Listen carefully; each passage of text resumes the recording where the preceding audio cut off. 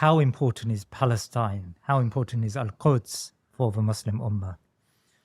I think that first and foremost, Allah subhanahu wa ta'ala himself in the Qur'an, in the beginning of Surah Al-Isra, بعد أعوذ بالله من الشيطان الرجيم بسم الله الرحمن الرحيم سبحان الذي أسرى بعبده ليلا من المسجد الحرام إلى المسجد الأقصى الذي باركنا حوله لنريه من آياتنا إنه هو السميع البصير. So the point here being that when you look at, for example, Allah subhanahu wa ta'ala describing Al-Aqsa and saying barakna hawlahu, that we have blessed the areas around it, that Allah subhanahu wa ta'ala puts it in the same sentence as Masjid al-Haram in the Kaaba, of the Kaaba itself. And we know that, for example, that Allah subhanahu wa ta'ala, in many ahadith, the Prophet ﷺ has talked about the sanctity of the Kaaba, the Al-Aqsa being the place where the Prophet Muhammad ﷺ ascended the heavens, it's the gateway to heaven where he led the prophets in prayers. I think that the religious sanctity is there. Also in the same surah, Allah subhanahu wa ta'ala talks about, for example, وَآتَيْنَا مُوسَى الْكِتَابَ وَجَعَلْنَاهُ هُدًى لِبَنِي إِسْرَائِيلَ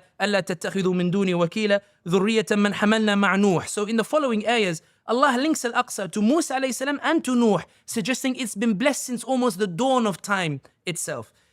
The second point that's worth noting is that Palestine or Al-Aqsa itself, it's not just important in terms of its standing with regards to its the Isra al-Mi'raj, but also in the fact that the Palestinians have been driven from their homes. If you notice when Allah describes the Sahaba of the Prophet Muhammad sallallahu alaihi wasallam, He talks to them, الَّذِينَ أُخْرِجُوا مِن دِيَارِهِمْ, those who've been driven from their homes. And Allah repeats it in many ayahs over and over, suggesting in the sight of Allah, it's a crime of such a huge gravity to be illegitimately driven from your homes. And we know that the Prophet Muhammad sallallahu alaihi wasallam in Khutbat al-Wada'a, in the final Hajj, when he gives a statement, he says, إِنَّ دِمَاءَكُمْ وَأَمْوَالَكُمْ وَأَعْرَاضَكُمْ حَرَامٌ عَلَيْكُمْ كَحُرْمَةِ يَوْمِكُمْ هَذَا فِي شَهْرِكُمْ هَذَا فِي بَلَدِكُمْ هَذَا. That your wealth, honor, and property and blood is sacred upon each of you as the sacred nature of this month, of this land, suggesting that the idea of a people, whether it's the Uyghurs or the Rohingya or the Palestinians, being driven from their homes is sacred like the sanctity of the Kaaba in the holiest of months, in the holiest of pilgrimage itself. Allah describing just how horrible a crime it is to be driven from your homes. And I think this is why there is this element of resonance towards this oppression that's taking place in Palestine, in that this idea that the Palestinian was living in their home, and then the Jewish refugees who were put under the Holocaust by the Europeans, persecuted by the Europeans, gassed by the Europeans, slaughtered by the Europeans, in the Inquisition slaughtered by the Europeans, driven out of Europe by the Europeans, came to Palestine, to the Muslim lands, where the Muslims said to them, we have a rich history of coexistence, we have a rich history of living side by side. We did it in Andalusia, which is objectively considered the epitome of what coexistence looks like under Muslim rule. Come and live side by side with us. The Muslims welcomed the Jewish population into the lands, and the Zionist project convinced many of the Jewish population at the time, not all of them, but many of them, to lift a gun, go and turf the Palestinian out of their homes, seize their land, seize their homes, and put them into refugee camps. The idea being that we took in people as a guest and agreed to live with them side by side, and they decided instead to take the house from underneath us and kick us all the way out. Not only that, the reason Palestine means so much is because there is this glaring shock that instead of the world coming to an agreement that this is an apartheid regime that is set on oppressing the Palestinians, we see instead a coordinated approach from the international community to legalize the illegality, to say, okay, Israel may have taken these lands and stolen these lands and committed ethnic cleansing and driven the Palestinians out, but because we like them better than these backward Arab Muslims, let's discuss not about how to get the Palestinians to return to their lands, let's talk about how much theft can we legalize as part of a two-state solution. We don't want coexistence, and the sad reality is that even those who are sympathetic to the Palestinians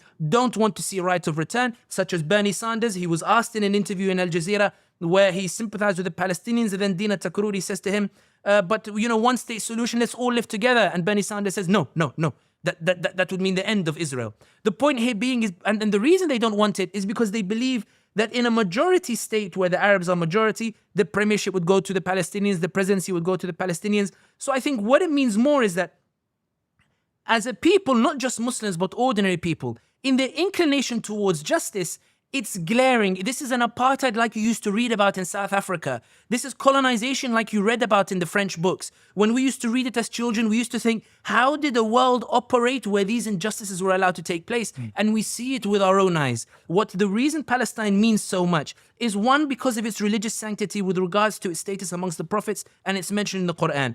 Two, because of the people being driven out of their homes, the idea being that they should have the right to return to their homes. And three, this idea that instead of the world concurring that they have a right to return, the world is instead saying to the oppressed, while the oppressor is taking more lands, while the oppressor continues to kill the Palestinians and take more lands, the world is going to the oppressed and telling them, listen, we're never going to let you get your land back. We want you to accept to live in this refugee camp, and we want you to allow this theft and legalize that theft itself.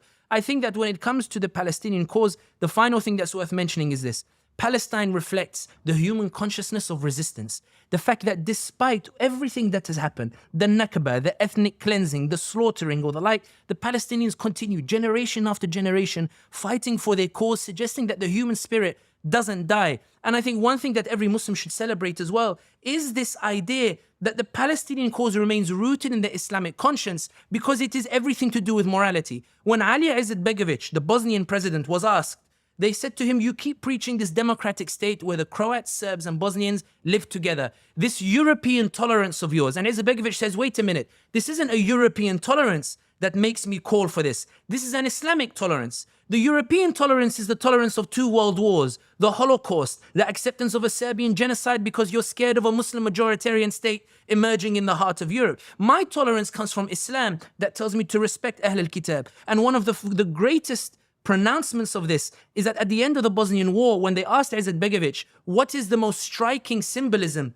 that strikes you? He said, notice how many minarets the Croats and Serbs destroyed. I challenge you to find a single church that the Muslims destroyed, suggesting how, and this is why I link it straight to the Palestinian cause, the idea that it reflects, it embodies the morality and consciousness of the Muslim Ummah. That's why it means so much for the Muslims. That's why it means so much. It's less about the idea of the Muslimness of Al-Aqsa and more about the idea of justice and more about the idea that Allah's law already achieved the coexistence. It can be achieved again in Jerusalem. And the final point I will say on this is this, in that there are many of the Jewish population, the reason they fear a one-state solution is because they fear revenge. But Allah subhanahu wa ta'ala in the Qur'an, when He told the Sahaba to go and take their homes back, He said, once you take your homes back, لا تعتدوا, do not go beyond that. Take what is yours by right and do not transgress, for Allah loves not the transgressors. The Muslims are not driven by revenge when it comes to the issue of Palestine.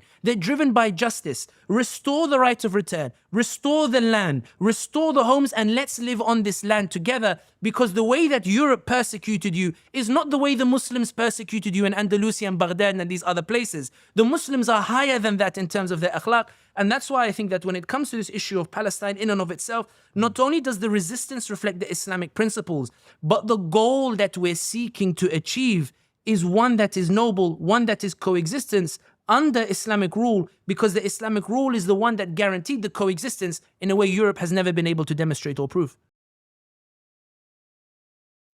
Please remember to subscribe to our social media and YouTube channels, and head over to our website thinkinmuslim.com to sign up to my weekly newsletter. Jazakallah khair.